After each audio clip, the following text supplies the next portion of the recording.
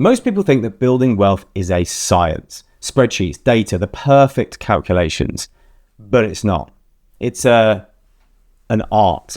But when I first started as a financial advisor, I made this exact mistake. I would spend hours building these beautiful, perfect on paper financial plans. But some of my clients just wouldn't follow them. They would nod along at our meetings and then go home and do something completely different. And that's when I realized if building wealth was about following the mathematically optimal plan, anyone with an accounting degree would be minted, but they're not. That's when I discovered the truth. Building wealth isn't about perfecting the spreadsheet. It's about mastering the balance, the dance between what makes logical, mathematical sense and what actually works for you. So today, I'm going to break down 6 principles for mastering the art of building wealth. The same 6 principles that have helped my clients build millions of pounds worth of wealth, even when they shouldn't have been able to on paper. Before we jump in, I've also got a tool that will help you with one of the points that I'm going to make. So you can download that from the link in the description so you can grab it before we get there and follow along when the time comes. Okay, point number 1. Know your money personality. Look, the first principle is understanding yourself, knowing your money personality, which brings me to something that I never thought I'd reference in a finance video. Now, I must be one of the only people in the world who doesn't really like Harry Potter that much. I know, don't come after me in the comments. But over Christmas, my partner, who absolutely loves Harry Potter, well, she was making me watch a couple of the films. Now, fair play. They are decent films. But one thing particularly stuck with me, and it hung around in my head, was this notion of the sorting hat. Now, for those of you who haven't seen it, which is probably literally no one watching this, the sorting hat decides which house the student should be in. Now, it doesn't ask the students themselves which house they think they should be in based on some best house metric, but it actually feels which house fits their personality. And that is when it hit me. Your money personality is your sorting hat moment. There is no best way to build wealth. The only way that is best for you is one that actually fits who you are, not who you think you should be. Think about it. Are you a set and forget it type of person, or do you need to tinker? Are you a spender? Are you a hoarder? Your strategy must match the wiring that you have, not fight against it. I cannot tell you how many times I have seen brilliant wealth strategies fail spectacularly because they're designed for someone else, for someone else's personality. The person who loves tracking every single detail, trying to follow a set and forget strategy, gets anxious and messes with it at the wrong times. Someone who's a free spirit trying to track every single penny feels suffocated and abandons it by February. I had this one client who kept abandoning her investment plans. Turns out she was what I call a checker. She needed to see that progress regularly or she felt really anxious. So I made sure we put her with an investment provider that had a really good app, really good progress tracker with lots of visuals. She just much preferred it that way, and she's stuck with it for 5 years now. There is no right or wrong personality, but there is right or wrong strategy based on your personality. Now, listen, this is the bit that most people completely ignore, and it costs them thousands. To get this sorted, take an honesty audit. Do it right now. Do it while you're watching this. Think about it. Are you a planner or are you spontaneous? Are you a risk taker or security seeker? Checker or avoider? Spender or saver? Be really, really honest and gear up your financial plans in line with what actually suits you, not what looks good on paper, not what's worked for your mate, not what's worked for people on the internet, but what works for you. And look, If you want more tactical strategies like this, the stuff that I've learned over 15 years of helping people actually build wealth, I send out a weekly email where I break down 1 or 2 wealth building strategies each week, proper tactical, no fluff, links in the description if you want in. But here's the thing, even if you've got a strategy that fits your personality, you can still blow everything up if you don't understand this next principle. It is the pace of money. This bit is absolutely crucial because it's where most people completely burn out, okay? If there's one thing I've learned, is that wealth isn't built by constant pressure. It's built in cycles. Look, think about it. Nature doesn't grow all year round. And honestly, neither should your finances. I think most people believe that discipline means never letting up, right? Never stopping. But in my experience, that creates burnout, binge spending, and feeling terrible about yourself. I cannot tell you how many times I've seen people derailed by this sort of thing over the years.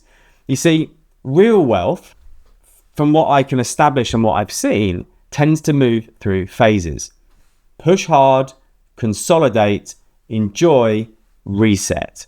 Think about it like this, right? You can't sprint a marathon.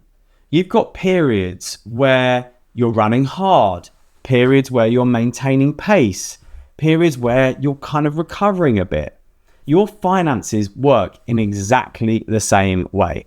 Look, I had a couple who were saving aggressively for 18 months to build up for their house deposit. Proper aggressive, right?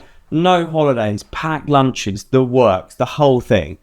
They hit their target, they bought their house, and then they completely fell apart financially. They started spending on everything just because they had such a period of depravity that they just fell apart with it. And here's what they should have done. And honestly, this one simple shift has saved more financial plans than pretty much everything else that I teach. Here's the key thing. Name your season. I'm talking actual names here, right? Talk about where you are in your life. Are you in accumulation season where you're saving hard, you're not going out as much, you're really accumulating? Are you in your enjoyment season? Travel, spending, enjoying life? Or are you in maintenance season where you're neither of those two things, but everything's ticking away nicely on autopilot?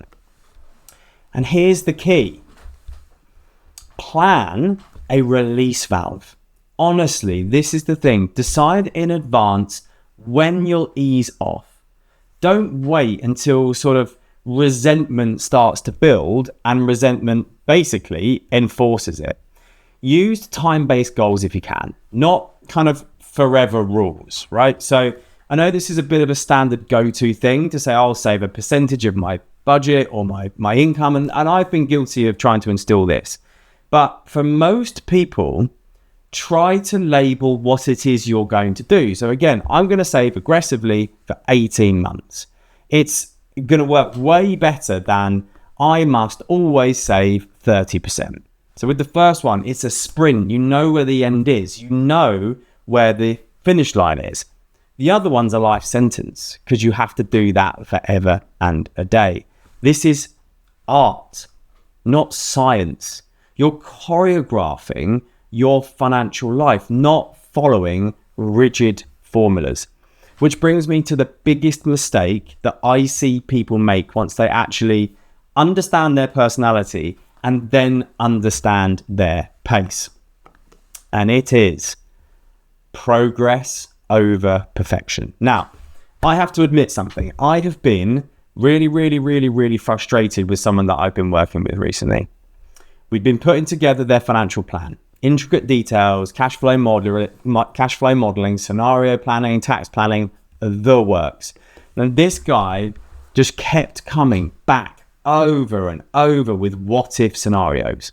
What happens if I can't work again? What happens if I get a pay rise? What happens if my wife wants to do this? He came up with about 20 what ifs. And I was sitting there thinking, okay, look, they're all valid. They're all valid things, and we covered up as much of them as we possibly could. But at some point, you just have to get on with doing something.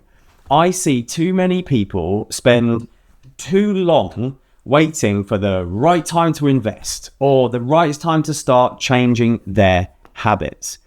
The enemy of building wealth isn't making mistakes. It's being so cautious that you never actually start. People will spend 6 months researching the best platform, 3 months, researching and comparing funds, and then another month stressing over the perfect time to invest. Meanwhile, they've lost like 6 to 12 months because of market growth, because they're trying to optimize with an nth degree or try and save 0.2% in costs. This doesn't mean be careless, right? It means that your financial plan will change and grow. It's not something that you create once and never touch it again. You refine it, you adapt it, but none of that matters if you never start. The plan that you'll actually follow beats the optimal plan that you won't. Start messy, refine later. That is where real wealth gets built. In the doing, not the planning. Number 4, play your own game. Now, here's where this gets interesting, because this might change how you think about everything, and I really, really hope it does. Your neighbor's wealth strategy is not yours. You have got to align your money with your actual life goals, not someone else's definition of success. I once worked with 2 pretty similar guys. The first guy lived in a modest 3-bedroom semi, drove a pretty old car. Yeah, it was a Volvo, I think. Took one nice holiday a year, but had 340,000 quid invested by age 45. Another guy drove a brand new BMW, had a nice 5-bedroom house, took 3 holidays a year, but only had £12,000 saved. Now, look, neither of those things are wrong. Here's what mattered. The first guy was genuinely happy. The second guy, with all the shiny stuff, was miserable, constantly comparing himself to his wealthy neighbours, being stressed about money, working extra hours to fund a lifestyle he'd chosen because it looked successful on the outside and looked good on Instagram. Playing your own game means defining what wealth actually means to you. Look, for some of my clients, it's retiring at 55. For others, it's working forever, but having the freedom to take 3 or 4 months off to travel. For some, it's leaving an inheritance. For others, it's spending their last pound on their last day. None of those things are wrong, but they're all playing different games with different rules and different winning conditions. You cannot win someone else's game. You want to know something mental? When I do this exercise with clients, I would say that 80% of them discover that they're spending money and doing things on things that aren't even in their top 5 values. So here's what I want you to do. List the 5 things that you care about most and what you want to spend your money on. Time with family, travel, learning, home comfort, experiences, whatever it is. Then I want you to look at your bank statement from last month. What does your actual spending look like? Does your actual spending match those stated value? If not, you're playing someone else's game. And that is where the art of wealth building completely falls apart. But here's what I've learned. Knowing what game you're playing isn't enough. You need to know why you're playing it in the first place, which leads me to my 5th principle, your financial why. Okay, I'm going to tell you a story that really hit home for me, and it kind of changed everything. So I hate running. I actually kind of used to be quite fit when I was a younger man. I know you wouldn't think it looking at me now, but genuinely right now, I cannot think of anything worse than plodding around the park for half an hour, right? Running is just boring to me. But a few years ago, I was sat there and I realized that life was kind of getting a bit too easy, right? I'm sat in this, office, at a chair, behind the desk, and life was getting a bit too easy. I was getting a bit soft. So I sat down and I thought, what is the last thing that I want to do right now? Running. Perfect. So I decided to set myself a target, nothing crazy, but just to be able to run a 5K comfortably. Now I can run 5Ks, but I mean just sort of go out for a quick run. So a month or so went by and I was doing it a couple of times a week. My motivation was strong. But after a period of time, when I started to kind of hit that goal, my motivation was weaning a bit. I was like, yeah, I kind of achieved what I wanted to achieve. Doesn't really bother me anymore. And I started doing it less and less and less till it was basically like once a week at best. But there was this guy that I kept seeing every single time. And he was running round and round and round the park, literally like lapping me every time I saw him. And he never looked happy. He just looked motivated. And one evening, I was taking my dog out for a walk and I saw him. And after a few kind of, those casual like nods of acknowledgement, because you both know, that you've seen each other a million times, I struck up a conversation. And I was like, look, I see you here all the time, rain, shine, dark, light. And he goes, yeah, I had a meeting with my doctor at the start of the year and he was basically like, I need to start getting fitter. Otherwise, I'm not going to see my daughter turn 18. And I was like, my God. Talk about motivation, right? And that's when it hit me. I had just been arbitrarily running around a park because I felt like I had to kind of do a little bit of exercise. But this guy, he had a reason. He had his why. Every person I've worked with that had a mission or a meaning or an understanding of what they were trying to achieve, and more importantly, why, they exponentially improved their wealth building. You see, most advice is tactics without a story, right? Max out your ISA, increase pension contributions. They're not wrong, they're just completely soulless. And when the pressure comes, because I should starts to crumble, doesn't it? Because this means being there for my daughter's 18th, it doesn't. Two identical situations, identical outcomes, identical income, identical advice. One thinks retirement savings, the other one thinks buying Tuesdays with my granddaughter. Guess who never, ever, ever misses a contribution? So, whatever you are doing with your money, whatever your plans are, just make sure you understand why you are doing it. There's no specific tactic that I can give you here. It's just about consciously understanding and applying the why to your money plans. And I promise you, if you do that, you will start building wealth like you never could have imagined. A bit like that guy who could have never imagined running 5 laps around the park in the rain. But he did, because he had that motivation. Okay, last one coming up. And this one, it honestly kind of pisses me off when people miss it. It is your financial ending. So I had a client once who was worth loads, like 3 million quid liquid assets, right? Done everything right, maxed out pensions, they had rental properties, aggressive investing. But she was miserable. She lived in a small flat, 15-year-old car, no holidays in 6 years, like strained relationship with all of her kids because she was always working. And one day I sat down and I was just like intrigued as to what it was all about. So I was like, look, what is it you're actually doing all of this for? No answer.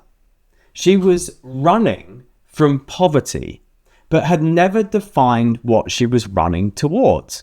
And of course, the finish line keeps moving. Most people will save blindly, right? They're running from fear, not towards something. No definition of enough means that the finish line never arrives, right? 100 grand becomes, oh, it should be 200 grand, becomes 500, becomes, oh, I need 1 million. And it never, ever ends. Money is a tool, not a scorecard. But you can't use a tool effectively if you don't know what you are building.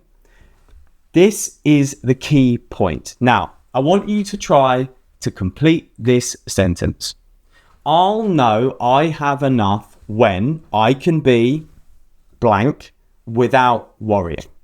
I want you to be very, very, very specific, right? Live comfortably is far too vague.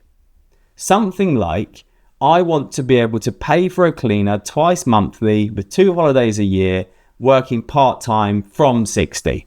That is good. It's specific. It's measurable. This is all really, really important stuff that you need to start formulating and understanding the end game. So look, think about how much money you need. What do you actually want? So going back to that crystal clear life, paying for a cleaner twice monthly, 2 holidays a year, working part-time from 60. Calculate what that actually costs. Housing, bills, food, travel, hobbies, healthcare. Be really honest, right? Try to be as honest as you actually can so you've got a figure in your mind. Then think about, of course, what other sources of income you might have, including things like the state pension and, other bits of part-time work or whatever it might well be.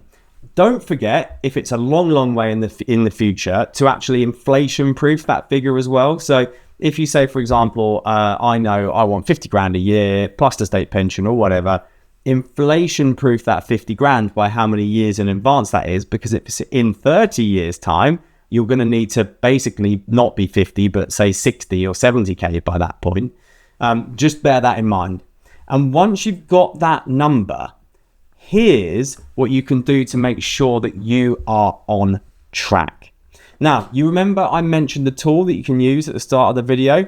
Let's jump over to that now so you can see how you're getting on, how close you are to your finish line, or what you need to do to speed up or slow down to get that. Remember, grab this tool in the link in the description. So you should have your number by now. This is the retirement targeting tool. Again, light mode, dark mode, depending on your preference, your choice, do whatever you want to do. I'm going to go dark mode for this period of time.